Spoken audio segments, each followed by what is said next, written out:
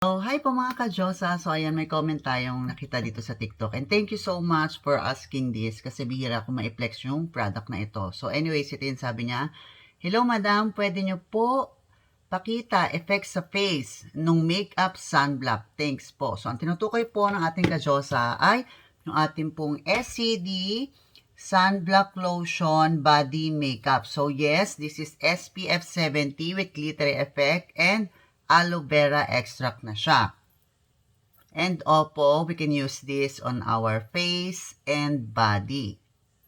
So ayan, pakita daw natin sa kanya yung effect nito kapag ginamit natin sa muka. However, ipapakita ko rin sa inyo kapag ginamit natin siya sa ating body. Since siya nga ay for face and body.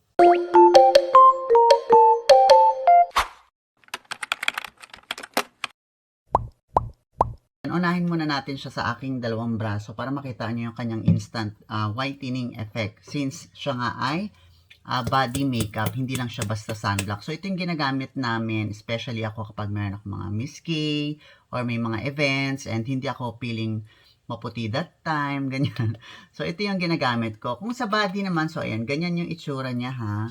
Hindi siya pure white, para siyang may pagka-pink. So, ipapahid natin siya dito na lang siguro. Ano ba yan? Kasi may So, ganyan siya. As you can see, meron siyang instant whitening. Ay, ang dami kong nalagay. I'm sorry. So, ayan. Lagay natin siya dito sa aking right hand. Right to, ha. So, i-blend nyo lang siya ng maayos. Ang dami kong nalagay. So, ayan.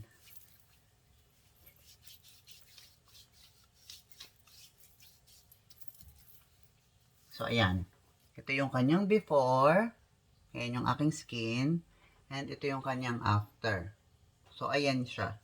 So, pwede mo pa siyang i-blend kasi blendable naman siya. Hindi naman siya malagkit. And ayan, ang bilis na matuyot. So, ayan. SPF 70 na po siya. And we can use this on our face and body. So, ito yung aking before. Maputi na siya at mayroon ka pang mas ipuputi. Hindi ko alam kung kita dyan, but sa personal, meron siyang maliliit na glitters na talagang sobrang micro niya lang. Hindi ko alam kung kita from there. Meron siyang parang maliliit na glitters and nagmumukha lang siyang shiny. Hindi siya yung parang buo-buong glitters. So, ayan yung kanyang before. Ito yung ating after. So, di ba maputi ka na, meron ka pang ipuputi. Ngayon, yung request niya naman is sa face naman natin siya gamitin. So, I don't know kung paano. Siguro, kalahating side lang muna ng face ko yung lalagyan natin. Para at least makita nyo rin yung difference. So, napili ko yung side din na to, katulad ng pinaglagyan natin. Kasi dito ako merong mga pimple marks, pero dry na siya because of the SCD peeling lotion. So, yan. I-try natin siya bago buuhin yung buong muka. So, since mas maliit yung face, tansyahin natin yung dami. And since may coverage siya, syempre. So, ayan. Hindi ko alam kung sakto lang to or baka masyadong madami. Pwede nyo siyang i-adjust, okay? So, ayan. Dami niya pa. So, ikalat na natin. Ganon din naman yun.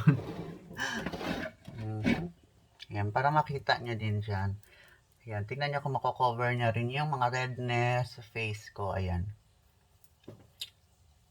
Parang marami ako nalagay masyado.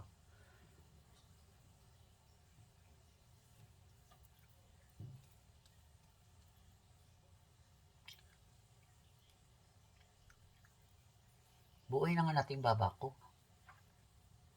Ayan, so kalahating side ng face yung nilagyan natin.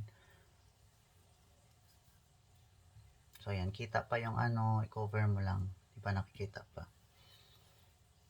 So, ayan. Ito yung kanyang before. Ayan yung aking normal na skin. Ay, may redness na naman ako. Ay, hindi pala. So, ito yung after. So, nakita nyo, glowing pa din siya. Hindi siya matte finish. And blendable siya, ha? Pwede nyo siyang i-blend the way na gusto at kaya nyo.